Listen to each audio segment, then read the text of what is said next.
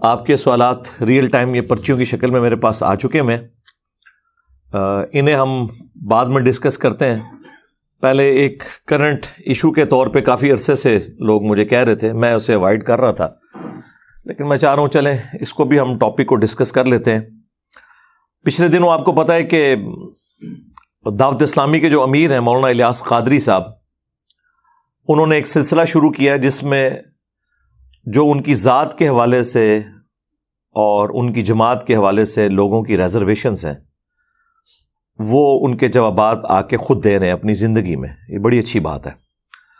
ہمارے تو وہ ایکس مرشد بھی ہیں، کیونکہ آپ کو پتہ ہے میرا آلموسٹ 10-11 سال کا پیریڈ زندگی کا گولڈن پیریڈ، سمجھ لیں اسکول لائف سے لے کے انجینئرنگ یونیورسٹی سے فارغ ہونے تک، 1991 سے لے کے آلموسٹ 2000 تک، بلکہ 2001 تک آلموسٹ وہ دعوت اسلامی میں گزرا ہے. تو الیاس قادری صاحب کو یعنی پرسنلی میں بڑا قریب سے جانتا ہوں. 1999 میں کراچی بھی حاضری ہوئی تھی ان کے پاس، نماز بھی ان کے پیچھے متعدد نمازیں بھی پڑھیں، ان کے گھر بھی گئے، بلکہ اکٹھے بیٹھ کے کھانا بھی کھایا. کچھ چیزیں میں نے اس وقت بھی آبزرو کی تھیں، لیکن ظاہر ہے کہ اس وقت تو انسان عقیدت اور پلس علم اس کشمکش کے درمیان ہی چل رہا ہوتا ہے. پھر آہستہ آہستہ معاملات کھلتے گئے. وہ ایک الگ سے ایک میری سٹوری ہے، وہ چھوڑ دیں اس کو.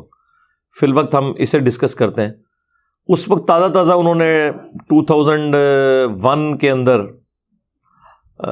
عالمی مجلس شورا انہوں نے بنائی تھی اپنی دعوت اسلامی کی، اور اس میں حاجی مشتاق قادری صاحب جو بہت بڑے نعت خواں تھے، ان کو پہلا انہوں نے اس کا سربراہ بھی مقرر کیا تھا.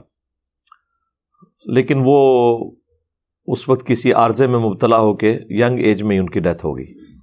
اللہ تعالیٰ ان کی مغفرت کرے، انہیں نیک کاموں کا اجر دے، برائیوں سے درگزر فرمائے.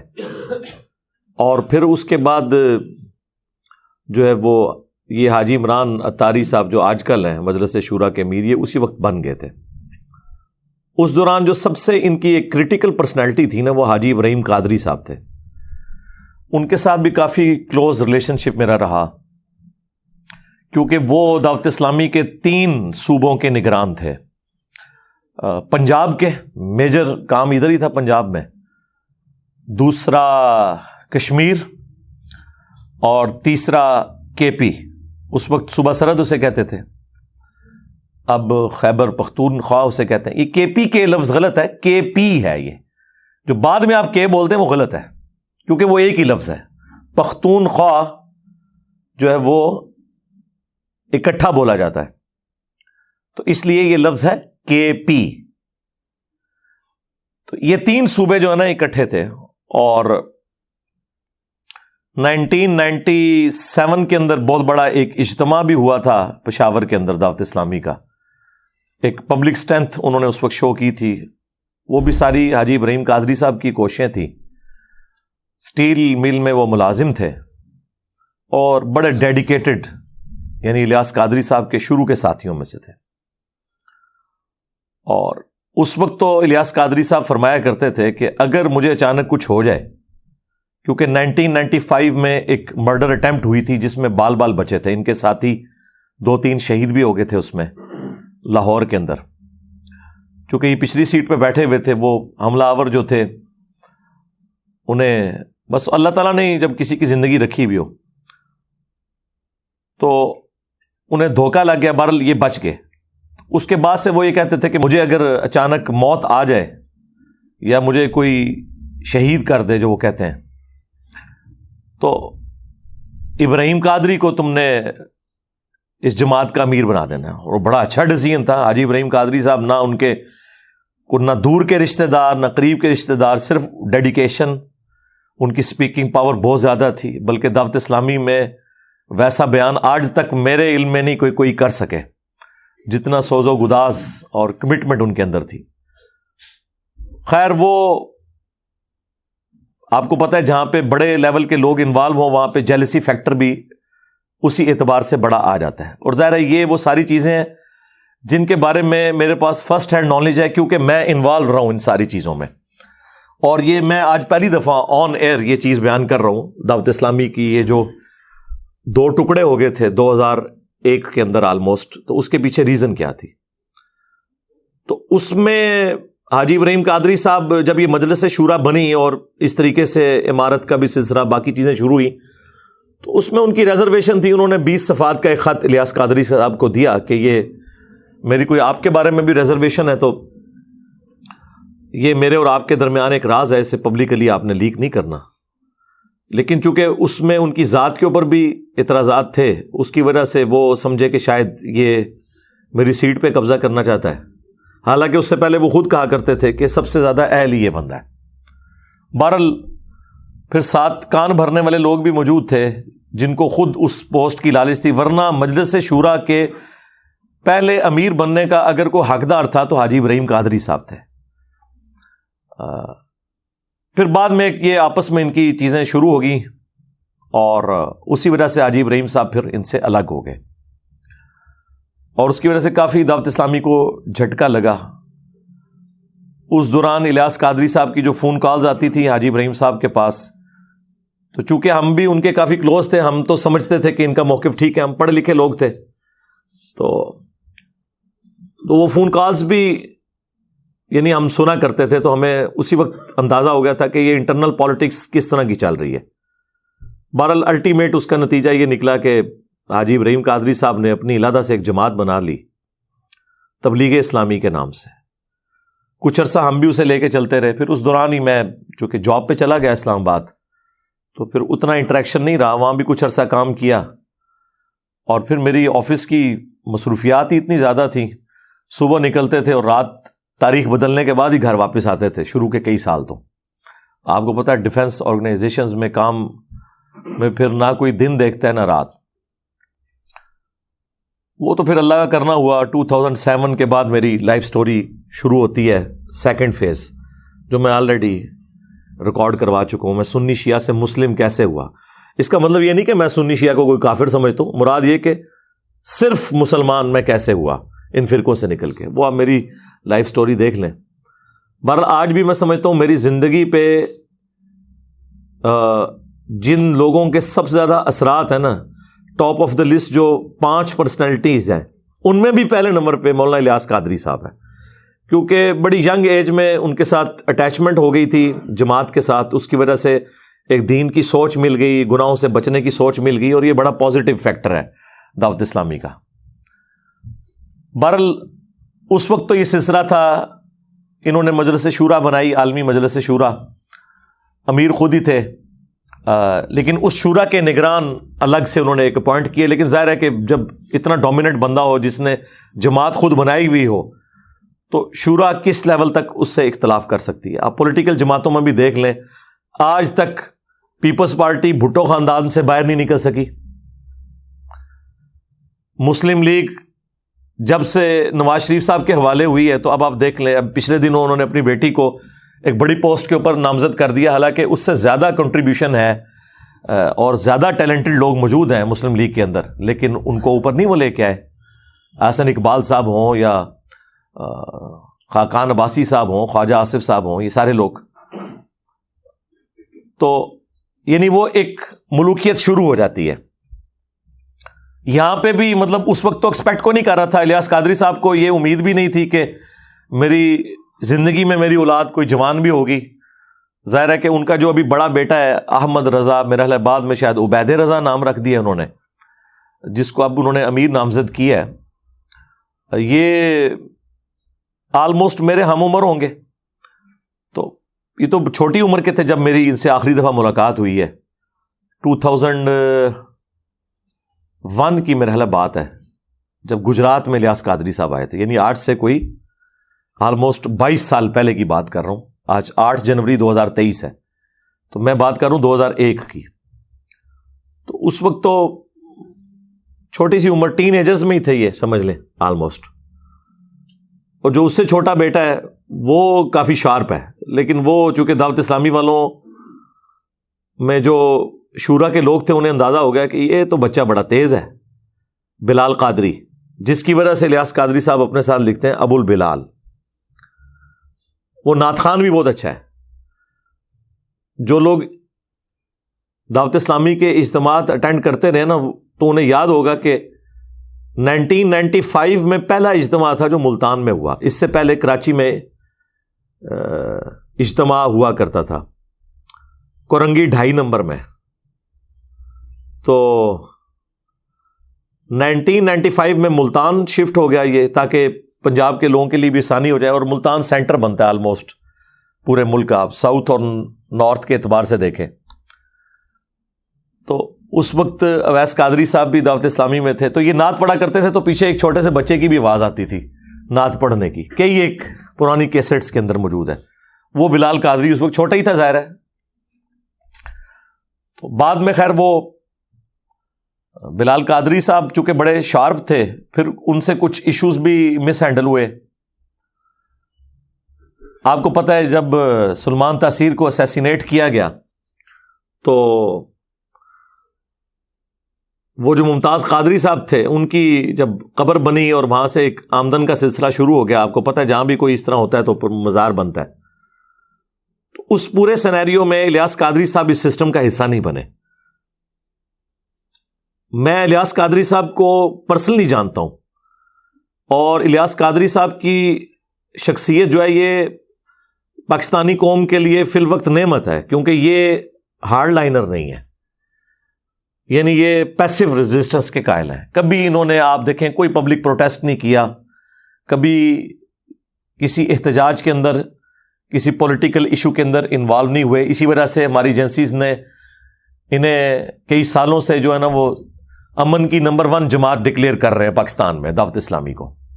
اور جینوئنلی الیاس قادری صاحب پہ جب خود بھی مرڈر اٹیمپٹ ہوئی تھی اس کے بعد بھی انہوں نے کبھی کوئی احتجاج اس طرح نہیں کیا, کسی بھی ایشو میں انوالو نہیں ہوتے. جتنی بھی تحریکیں چلتی ہیں سیاست کے نام پہ یا مذہب کے نام پہ وہ کسی میں حصہ نہیں لیتے, یہ ان کی ایک نیچر ہے. وہ ممتاز قادری صاحب جو ہیں وہ ان کے مرید تھے, تو پھر ظاہر ہے ان سے بھی سوال ہوا. انہوں نے کہا کہ میں تو اس چیز کو صحیح نہیں سمجھتا کہ کوئی قانون خود ہاتھ میں لے اس حوالے سے. تو ظاہر ہے یہ تو نہیں صحیح سمجھتے اس کو. پچھلے دنوں آپ کو پتا ہے ادے پور میں بھی ایک سانحہ ہوا انڈیا کے اندر, اس کے اوپر تو باقاعدہ پھر ان کی ویڈیو آ گئی کہ میری پوری زندگی گواہ ہے, میں نے کبھی ایسے معاملہ نہیں کیا. حالانکہ اس ویڈیو آنے سے پہلے میں ویڈیو ریکارڈ کروا چکا تھا کہ الیاس قادری صاحب اس طرح کے نہیں ہیں, مجھے پتا ہے. میں تو اس بات کی تعلیم دیتا آیا ہوں کہ اگر خدا نہ خواستہ مجھ پر بھی کوئی ظلم و زیادتی ہو تب بھی میرے مریدین اور دعوت اسلامی والے ہرگز تشدد و مزاحمت اور قانون کی خلاف ورزی کا راستہ اختیار نہ کریں. میرے انتقال کے بعد بھی موجودہ سیاست اور سیاسی سرگرمیوں, ہڑتالوں, احتجاجی ریلیوں اور دھرنوں وغیرہ سے دور رہیں اور پرامن رہ کر لوگوں کو نیکی کی دعوت دیتے رہیں. ادے پور ہند میں ہونے والے قتل کے واقعے میں بھی کیونکہ دعوت اسلامی کا نام لیا گیا ہے اس لیے وضاحت کرتا چلوں کہ یہ بھی چند افراد کا ذاتی فعل اور ان کا پرسنل میٹر ہے جس کا دعوت اسلامی سے, مجھ سے اور میری ترغیب و تربیت سے کوئی تعلق نہیں. اور اس وجہ سے ہی دعوت اسلامی کے علاوہ جو باقی بریلوی مکتب کی جماعتیں ہیں جو تھوڑی ہارڈ لائنر ہیں, جس طرح TLP ہے تحریک لبیک, یہ لوگ بڑے ناراض ہیں الیاس قادری صاحب سے انٹرنلی کہ بھئی یہ تو کوئی ہمارے ساتھ کسی تحریک میں شامل نہیں ہوتے. ایون ممتاز قادری کے جنازے میں شامل نہیں ہوئے, ایک بہت بڑی ایک ایکٹیویٹی تھی. بہرحال اس کی ریمیڈی کرنے کے لیے حاجی بلال قادری جو چھوٹے بیٹے ہیں ان کے, اب تو خیر چھوٹے تو نہیں, وہ شادی شدہ ہیں وہ بھی, وہ جناب ننگے پاؤں ممتاز قادری صاحب کی قبر تک گئے. اور وہ خبر جب باہر نکلی ایجنسیز نے پھر اپروچ کیا دعوت اسلامی والوں کو کہ بھائی پاکستان کی سب سے بڑی عدلیہ ایک بندے کو پھانسی دے رہی ہے اور آپ اسے ہیرو بنا کے پیش کر رہے ہیں, دوسری طرف آپ امن کے دائیں ہیں, آپ کا کیا لینا دینا ہے. اب جو الیاس قادری صاحب کی جماعت میں ایسے لوگ تھے جو چاہتے تھے کہ بلال قادری جو بڑا شارپ ہے یہ اوپر نہ آئے, تو انہوں نے اس موقع کو غنیمت جانا, انہوں نے الیاس قادری صاحب کو ڈرانا شروع کر دیا کہ دعوت اسلامی پہ پابندی لگ جائے گی, آپ اس سے اعلان برات کر دیں. وہ اعلان برات کیا کیا, وہ اس کو انہوں نے جماعت سے ہی نکال دیا, اپنے سگے بیٹے کو.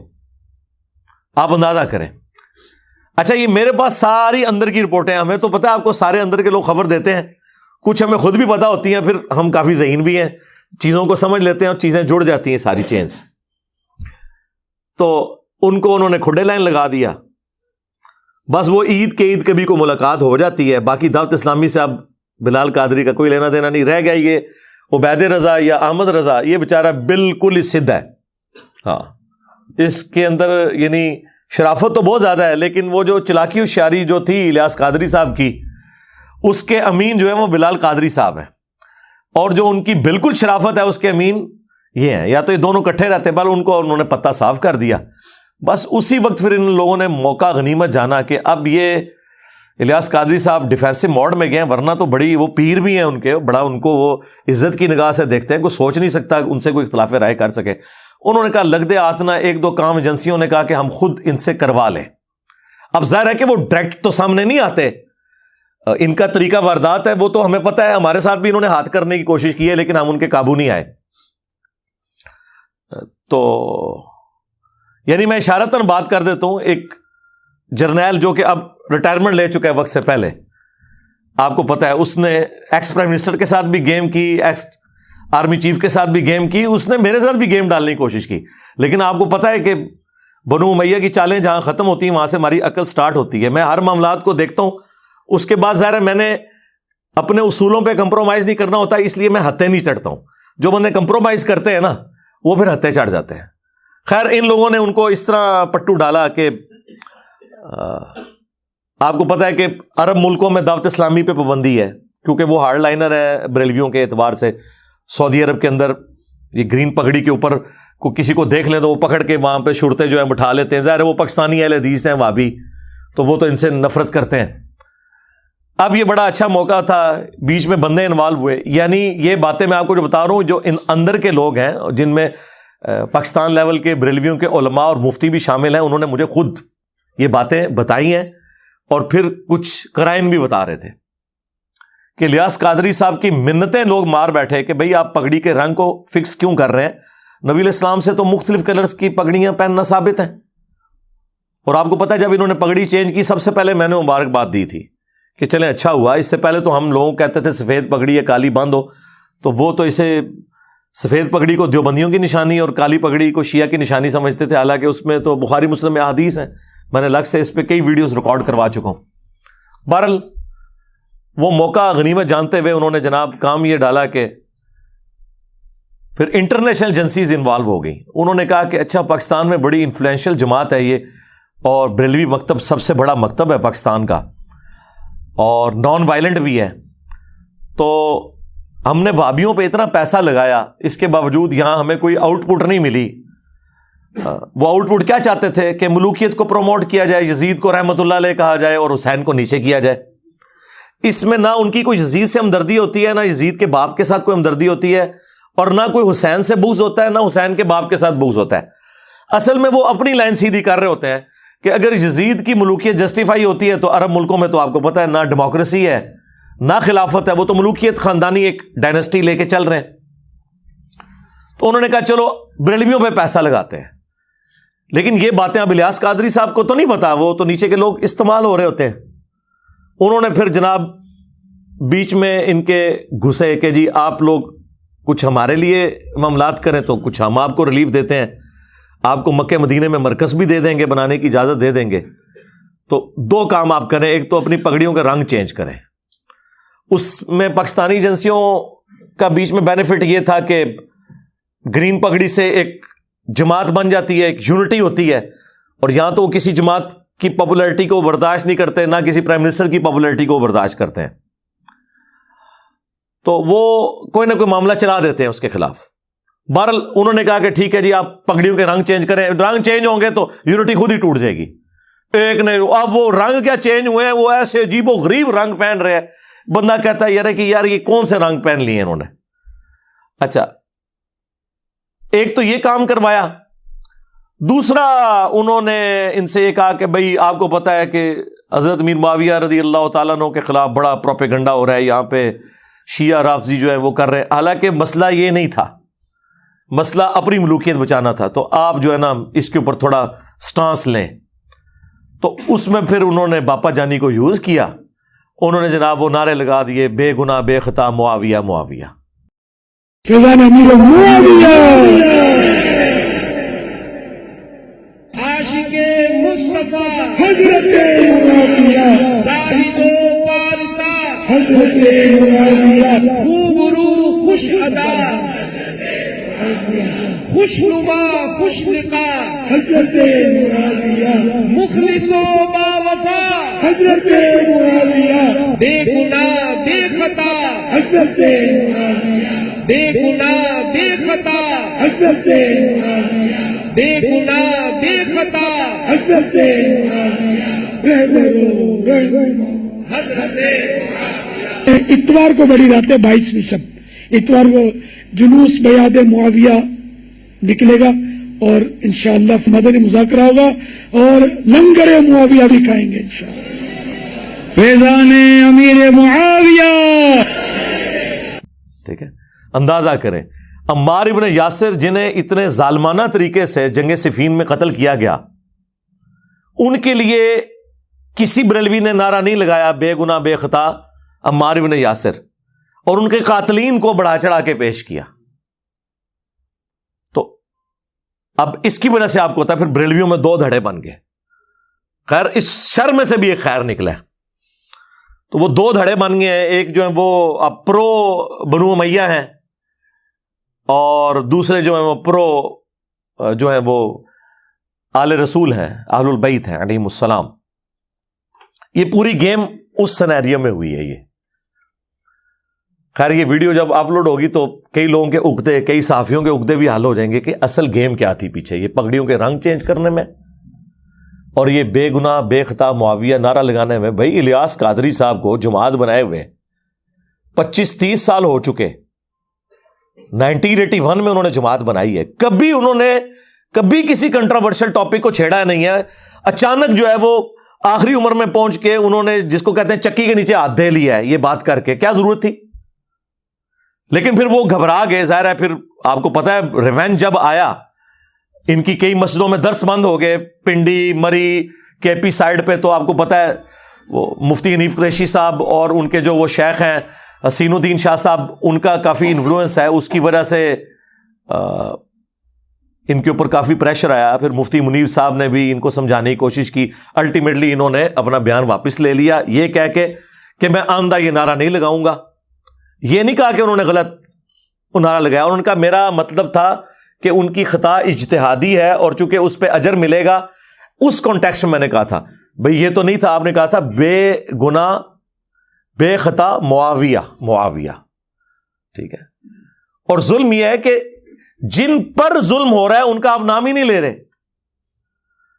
اور آپ یہ کہہ رہے ہیں کہ جی رجب کی تاریخ وہ جو 22 رجب جو شیعہ نے کنڈوں والی بنائی ہوئی ہے, انہوں نے امام جعفر کے کنڈے یہ بھی کرتے ہیں, اور شیعہ نے امام جعفر کے ساتھ ایک اور عقیدہ وابستہ کیا ہوا ہے, کنڈوں والا نہیں کوئی اور دیوبند اور اہل حدیث میں یہ ہوا کہ یزید میر معاویہ کا یوم وفات ہے, اس وجہ سے یہ لوگ مناتے ہیں. ہر ایک نے اپنی کہانی, اس پہ میری الگ سے ویڈیو ہے, سب بھی کہانی ہے. اس دن انہوں نے اناؤنسمنٹ کیجیے ہم اتنی مسجدیں جو ہے نا امیر شام کے نام پہ بنائیں گے. تو اس کی وجہ سے بریلویوں میں پھر ایک چیز وہ آنا شروع ہوئی کہ یار یہ کس طرف لے کے جا رہے ہیں. یعنی سنیت تو اس چیز کا نام ہی نہیں تھا. سنیت تو اس چیز کا نام ہے کہ امیر شام کو آپ نے لعنت نہیں کرنی, ان کی صحابیت کا انکار نہیں کرنا, انہیں منافق نہیں کہنا. باقی حضرت علی کے مقابلے پہ تو کبھی بھی کسی سنی نے انہیں صحیح نہیں سمجھا, خطا پہ مانا ہے. پھر اس وقت مفتی اشرف صاحب جو پاکستان میں سب سے بڑے آپ سمجھ لیں بریلویوں کے مفتی گجرات مراڑیاں کے اندر, وہ اس وقت حیات تھے. میں ان سے ملا بھی ہوں 2001 میں, اس وقت ان کا اہل سنت ماہنامہ نکلتا تھا, تو وہ ہم بھی یہاں منگوایا کرتے تھے. مفتی احمد یار خان نعیمی صاحب جنہوں نے جال حق لکھی ہے, وہ ان کے سب سے لائق ترین اسٹوڈنٹس میں سے تھے. تو وہ اس وقت بھی سامنے ہے, انہوں نے کہا یہ تو بالکل ناسبیت والا نعرہ ہے, بے گناہ بے خطا معاویہ معاویہ, یہ تو ناسبیت ہے اس کے اندر. بلکہ انہوں نے تو وہ جرت والی بات کی جو بہت عرصے بعد میں نے بھی کی, ان کو سن کے نہیں, میرے تو کیفیت تاری ہوئی تھی تو میں نے بول دیا. انہوں نے تو اس وقت یہ کہا کہ میرا تو یہ عقیدہ ہے, میں اپنے اسٹوڈنٹس کو یہ کہتا ہوں کہ اگر بالفرض میں حضرت علی رضی اللہ تعالیٰ عنہ کے زمانے میں ہوتا تو میں حضرت علی کے ساتھ مل کے حضرت امیر معاویہ رضی اللہ تعالیٰ عنہ کے خلاف جنگ کرتا جنگ صفین میں. جو میرے دل کی بات ہے وہ یہ ہے کہ واللہ اگر کبھی اس زمانے کے اندر ہم موجود ہو یا میں محمد اشرف قادری موجود ہوتا تو میں تلوار اٹھا کے مولا علی رضی اللہ تعالیٰ عنہ کے ساتھ ہوتا اور مولا علی رضی اللہ تعالیٰ عنہ کی طرف سے حضرت امیر معاویہ کے لشکر کے ساتھ میں لڑتا بھی، کیونکہ یہ ہمارے عقیدے کا تقاضا. ناصبیوں کا نظریہ کیا ہے کہ جی دونوں مجتہد تھے، ہاں جی اب ہمیں یہ فیصلہ کرنے کا حق نہیں پہنچتا کہ ہم کہیں کہ کس کا اجتہاد صحیح تھا اور کس کا اجتہاد غلط. بے قصور و بے خطا حضرت معاویہ، یہ نعرہ موہم ناصبیت ہے، اس سے ناصبیت کی بو آتی. تو یہ ان کا اچھا یہ سلوگن ان کا اتنا پرانا ہے لیکن کوئی دنیا میں ہلچل نہیں مچی، لیکن جب میں نے بولا ہے نا پھر ہلچل مچی ہے. تو اب آپ کو پتہ چل گیا کہ کس کے بولنے سے فرق پڑتا ہے. لوگ کہتے ہیں جی وہ ڈاکٹر اسرار صاحب اتنا کچھ کیا کرتے تھے، انہیں تو کسی نے کچھ نہیں کہا. آپ کو کیوں کہتے ہیں؟ بھائی ڈاکٹر اسرار صاحب کی وجہ سے ہلچل نہیں مچتی تھی نا. ہم تو جو بات کرتے ہیں ہلچل مچ جاتی ہے، ظاہر ہے کہ آڈینس ہے، لوگ سنتے ہیں اور لوگوں کو پتا ہے کہ بھئی اس کی روٹی روزی دین کے ساتھ نہیں جڑی ہوئی. 1 روپیہ یہ چندہ لینے کا کسی کا روادار نہیں ہے، کوئی اس کا مدرسہ نہیں، کوئی فرقہ نہیں، کوئی جماعت نہیں. یہ سارے فرقوں کے پیچھے نمازیں پڑھتا ہے، چندے انہیں دیتا ہے، یہ اس سسٹم کا بینیفیشری نہیں ہے. تو یہ بات جب کر رہا ہے تو صحیح بات ہوگی، تو اس کا اثر ہوتا ہے. وہ تو پھر جب وہ انہوں نے یہ بات کی تو پھر الیاس قادری صاحب بیک فٹ پہ گئے اور انہوں نے اپنے وہ معاملات جو ہے نا وہ سیدھے کر لیے. بہرحال بخاری اور مسلم میں بالکل واضح حدیث موجود ہے، حدیث متواتر ہے. اس حدیث کے دفاع پہ محدثین نے کتابیں لکھی ہیں. چند احادیث ہیں جو متواتر ہیں، جو کثرت سے صحابہ سے روایت ہیں. یہ ایٹ لیسٹ 2 درجن صحابہ سے یہ حدیث روایت ہے بخاری اور مسلم کی کہ غزوہ خندق کا موقع تھا یا مسجد نبوی کی تعمیر کا موقع تھا، اور اس کے لیے خندق کھودی جا رہی تھی، کیونکہ مسجد کی تعمیر کے لیے پہلے بیسمنٹ نکالنے کے لیے آپ کو خندق بھی نکالنی پڑتی ہے نا. تو باقی اصحاب جو ہیں وہ 1 پتھر اٹھا کے لا رہے تھے. حضرت عمار بن یاسر نے 2 پتھر اٹھائے ہوئے تھے اور 50+ ایج تھی. اور یہ پتھر آپ اپنے والے نہ سمجھیں، وہ بڑے والے پہاڑی پتھر. تو نبی علیہ السلام کو بڑا پیار آیا، آپ نے اپنے مبارک ہاتھوں سے ان کے سر اور داڑھی کے جو بال تھے ان پہ بٹی گرد صاف کی اور کہا وَيْحَ عمار، افسوس اے عمار، تقتلہ الفئۃ الباغیہ یدعوہم الی اللہ یدعوہم الی الجنہ، دونوں الفاظ ہیں، ویدعونہ الی النار. افسوس اے عمار، تجھے ایک باغی جماعت قتل کرے گی، تو انہیں اللہ اور جنت کی طرف بلا رہا ہوگا اور وہ جماعت جہنم کی طرف بلا رہی ہوگی. تو یہ نبی علیہ السلام کی غیبی خبر، پروفیسی، آلموسٹ 30 سال کے بعد آپ کی وفات کے پوری ہوئی. جنگ صفین میں حضرت علی رضی اللہ تعالیٰ عنہ کی طرف سے لڑتے ہوئے 93 ایئرز کی ایج میں عمار بن یاسر شہید ہو گئے، اور وہ چیز اسٹیبلش ہو گئی. وہ مسند احمد میں اوپر تلے کئی احادیث ہیں کہ ایک صلح حدیبیہ کے صحابی تھے ابو الغادیہ رضی اللہ تعالیٰ عنہ، ہم تو ظاہر احترام سے ہی نام لیں گے، انہوں نے حضرت عمار کو شہید کر دیا.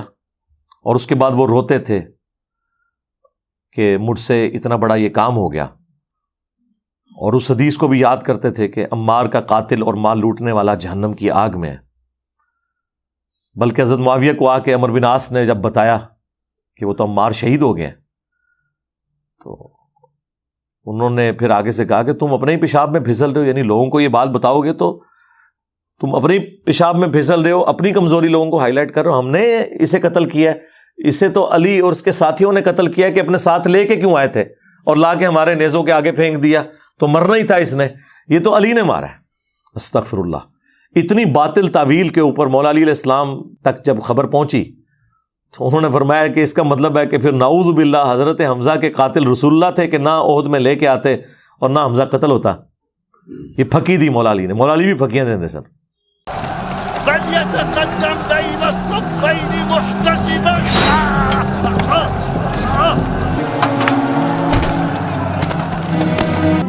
أيها الأمير، قتلنا عمار بن ياسر الذي يقول فيه رسول الله صلى الله عليه وسلم تقتله الفئة الباغية.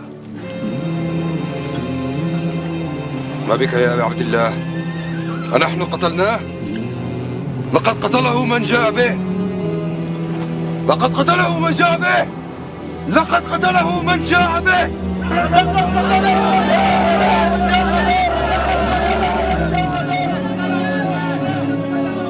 إن صح تأويل معاوية كان رسول الله صلى الله عليه وسلم هو قاتل حمزة لأنه أخرجه معه لقتال المشركين يوم أحد.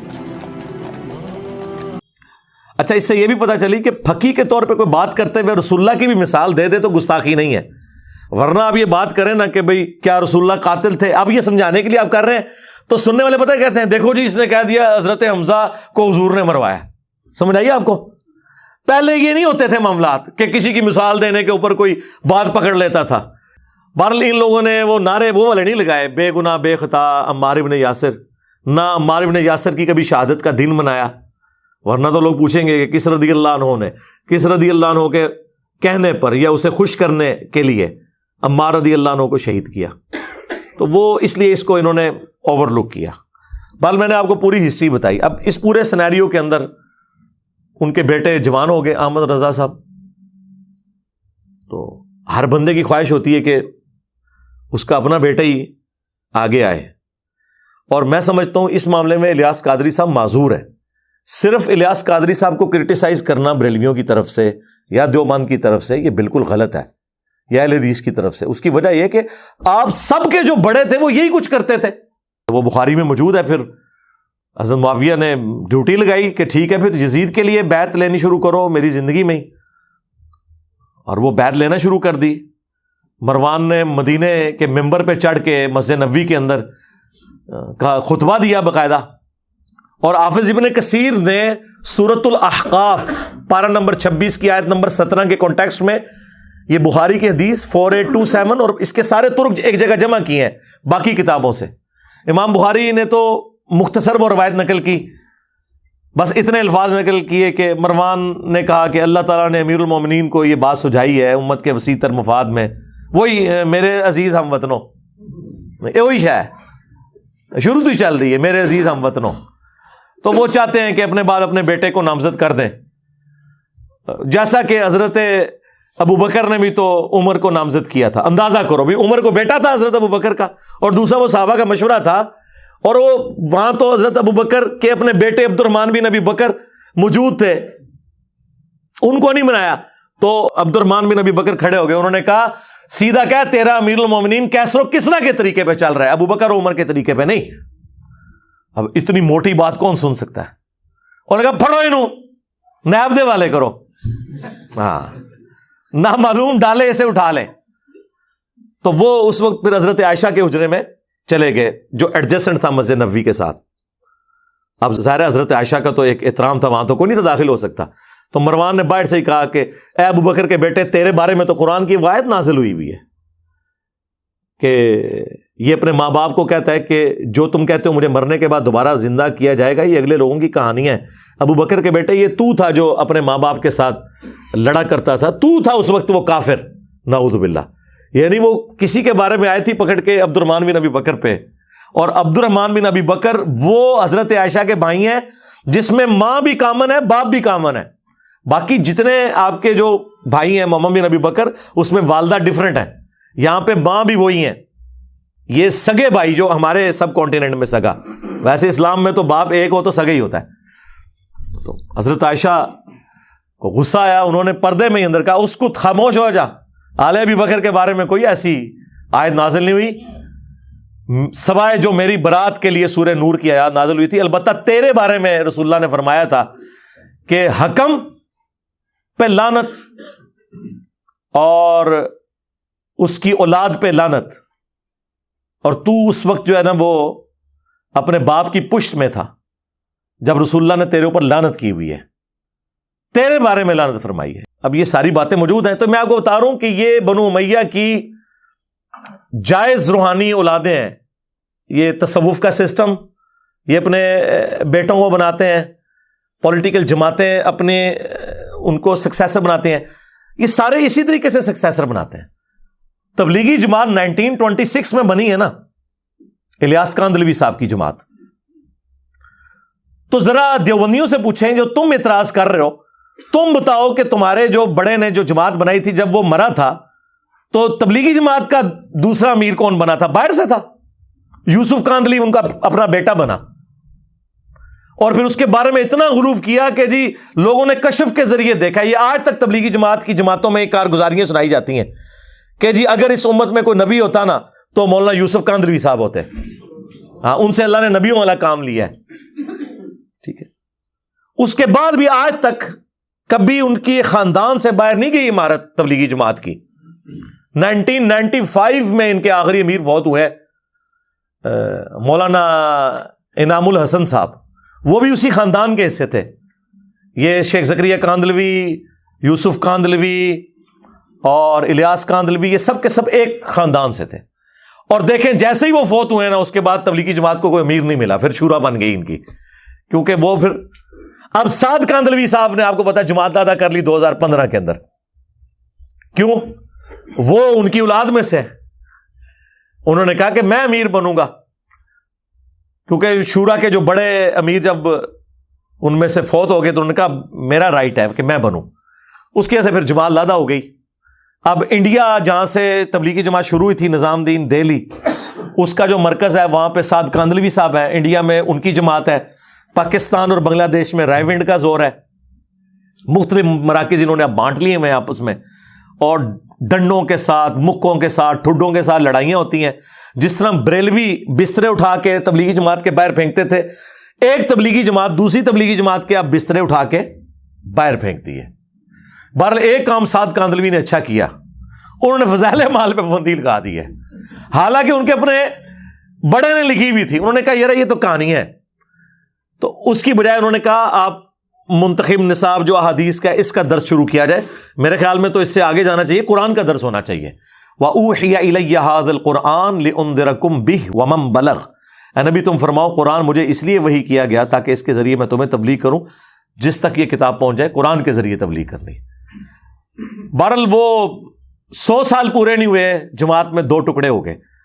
یعنی 2026 میں 100 سال پورے ہونے تھے، اس سے 10 سال پہلے ہی آلموسٹ 2015 کے اندر ہی تبلیغی جماعت کے 2 ٹکڑے ہو گئے. تو وہاں پہ بھی جماعت چل رہی ہے. تو ہر جگہ جماعت والا سلسلہ ہی ہے. پاکستان میں جتنی بڑی گدی ہیں، کیا پیر میرزا صاحب کی گدی کے اوپر باہر کا بندہ کوئی آگے بیٹھا ہوا ہے؟ اپنی اولاد بیٹھی، بابو جی بیٹھے، لالا جی بیٹھے، پھر چھوٹے لالا جی، پیر نصیر الدین صاحب، ابھی وہ مولانا جامی صاحب وہ نصیر الدین صاحب کے بیٹے ہیں. جس مرضی گدی پہ آپ چلے جائیں. میں اب بتاؤں گدیوں پہ انہوں نے اب نارمل لوگ بٹھائے ہوئے ہیں. ایسی بھی پاکستان میں گدیاں ہیں پاگل، صرف اس لیے کہ وہ اولاد سے ہیں. اکثر کو تو میں کہتا ہوں آپ نماز سنیں نا، نماز بھی نہیں آتی. ترجمے کی بات نہیں کر رہا، ترجمے تو اکثر کے بڑوں کو بھی نہیں آتے، خالی نماز بھی نہیں آتی عربی میں، وہ آپ کو صحیح نہیں سنا سکتے بیٹھے ہوئے.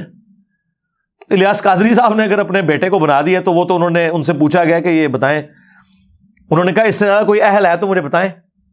اب وہ جواب یہ دے رہے ہیں اس ماڈرن دور میں جب ڈیموکریٹک ویلیوز ہیں، لوگ قرآن و سنت سمجھ گئے ہیں، اور وہ جانتے ہیں کہ نبی الاسلام نے اگر رسول اللہ نے یہ کام کرنا ہوتا تو حضرت علی کو نہ بنا کے جاتے اپنی جگہ. رسول اللہ نے تو نہیں یہ کیا، امت پہ چھوڑا ہے، امت نے حضرت بکر کو چن لیا. میں آپ کو بتاؤں سارے پیر خانے یہی کام کرتے ہیں، ساری جماعتیں یہی کرتی ہیں. صرف الیاس قادری صاحب کو سنگل آؤٹ نہیں کرنا چاہیے. اور پھر انہوں نے کہا جی بتاؤ اس سے زیادہ اہل کون ہے؟ آپ مجھے بتائیں ان کا کون سا مرید ہے جو کہ میں اس سے زیادہ اہل ہوں. پھر انہوں نے کہا اس سے بڑھ کر یہ عالم دین ہے. اور الیاس قادری صاحب خود 8 پاس تھے ہیں، اللہ تعالیٰ انہیں زندگی دے صحت والی، مرنے سے پہلے ہدایت بھی نصیب فرمائے. تو وہ خود بتاتے ہیں میں 8 پاس ہوں، پیر ہیں ان کے ساروں کے، علماء کے بھی پیر ہیں، 8 بھی گجراتی زبان میں. اور وہ کہتے ہیں بھئی اس کے لیے کوئی ضرورت تو نہیں ہے عالم دین ہونے کی. وہ کہتے ہیں بارِ شریعت میں لکھا ہوا ہے، وہ بالکل میں ان کے ساتھ ہوں اس مسئلے میں. وہ کہتے ہیں جو بندہ اپنے ضرورت کا دین کتابوں سے پڑھ کے مسائل اخذ کر لے وہ پیر بھی بنے گا، وہ لیڈر بھی بنے گا. اور یہ میں آپ کو بتاؤں ان پرنسپل یہی لکھا ہوا ہے. تصوف کی کتابوں میں بھی اور فقہ کی کتابوں میں بھی. یہ تو میری وجہ سے آپ کہہ رہے ہیں نا ڈگری ہونی چاہیے, ادروائز فقی ان کے لیے ہے کہ الیاس قادری صاحب جو ہزاروں علماء کے پیر ہیں ان کے پاس کون سی ڈگری ہے؟ ان کے پاس وہ میٹرک کی ڈگری بھی نہیں ہے, باقی تو چھوڑ دیں. وہ خود کہتے ہیں, اس لیے جب دقیق مسائل آتے ہیں نا تو وہ رک کے پھر اپنے جو علماء وہاں بیٹھے ہیں ان سے پوچھتے ہیں, اور لوگ یہ ان کا ویک پوائنٹ بتا رہے ہوتے ہیں, یہ ان کا پلس پوائنٹ ہے کہ اگر ایک بندے کو مسئلہ نہیں پتا تو اپنے ساتھیوں سے وہ پوچھ سکتا ہے کہ ہاں جی آپ بتائیں, آپ عالم دین ہیں. یہ ان کا پازیٹو پوائنٹ ہے. یا وہ کئی بار کہتے ہیں میں اس پہ ورکنگ کر کے بتاؤں گا, اور کئی معاملات میں وہ رجوع بھی کرتے ہیں. یعنی کئی سالوں تک ربیع الاول کو کہتے تھے ربیع النور شریف, نبی علیہ السلام کو اللہ کا نور مانتے ہوئے وہ ربیع النور کہتے تھے. پھر انہوں نے خود ویڈیو میں بتایا کہ مجھے چند میرے قریبی علماء نے, اسٹوڈنٹس نے ہائی لائٹ کیا ہے کہ یہ ربیع الاول کا لفظ جو ہے یہ تو احادیث میں ہے, نبی علیہ السلام نے خود استعمال فرمایا, تو آپ اسے چینج نہ کریں. تو پھر وہ ربیع الاول کہنا شروع ہو گئے, تو رجوع کرتے ہیں. سب سے بڑا رجوع تو میں ان کے دو بڑے رجوع الیاس قادری صاحب کے, جس پہ میں انہیں سلوٹ کرتا ہوں کہ انہوں نے اپنی زندگی میں یہ کام کیا ہے. نمبر 1, ویڈیو کیمرے کو انہوں نے جائز قرار دیا. سب سے زیادہ ویڈیو کیمرے کے خلاف کمپین اگر چلائی تھی تو الیاس قادری صاحب نے. لوگوں کے ٹی وی توڑوائے ہیں انہوں نے. ہم سکول میں پڑھتے تھے, ہمارے جو سینئر تھے نا اس وقت دعوت اسلامی میں, ہاکیاں مار کے بلے مار کے انہوں نے ٹی وی توڑے تھے, کیونکہ الیاس قادری صاحب کی اس وقت باقاعدہ تقریر تھی, اس وقت کیسٹس آتی تھی. ایک اسلامی بہن کا بیان ہے کہ جس دن سے میں نے ٹی وی نکالا ہے رسول اللہ میرے خواب میں اور فرمایا آج تم نے میرے دشمن کو میرے گھر سے نکال دیا تو میں تمہیں زیارت کروانے آیا ہوں. اور آج دعوت اسلامی کے مرکز کے اندر بھی بڑے بڑے ٹی وی لگے ہوئے ہیں. تو یہ نبی علیہ السلام کے ساتھ دوستی ٹی وی کی کب ہوئی ہے؟ اچھا, بہرحال میں ان کو سلام کرتا ہوں, باقیوں سے یہ بہتر ہے. پھر انہوں نے ریٹن میں باقاعدہ کتاب لکھ کے اس پہ رجوع کیا کہ پہلے میرا یہ موقف تھا, اب میں رجوع کرتا ہوں. علماء نے میری توجہ دلائی, اور میں حالانکہ پرانی حافظان سنت میں انہوں نے لکھا ہے کہ یہ شادیوں کی ناکامی کی بڑی وجہ یہ ہے کہ جو آپ وہاں پہ کیمرے میں تصویریں بناتے ہیں.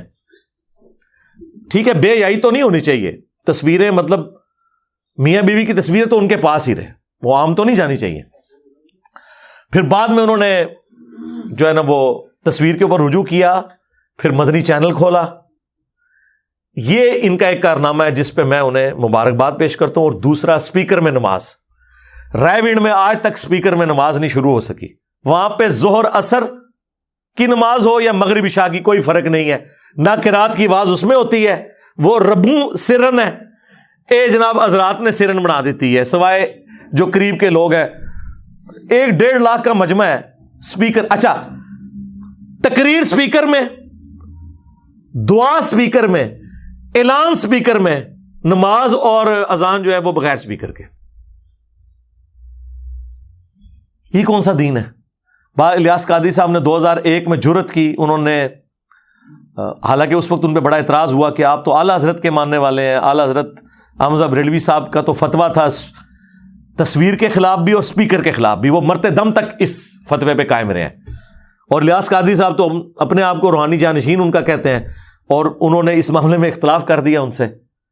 تو انہوں نے کہا بہرحال جو بھی ہے یہ, حالانکہ 20 سال تک 1981 سے 2001 تک دعوت اسلامی کے جتنے اجتماعات ہوئے ہیں نا, کسی میں اسپیکر میں نماز نہیں ہوتی تھی, مکبرین کا سلسلہ ہوتا تھا.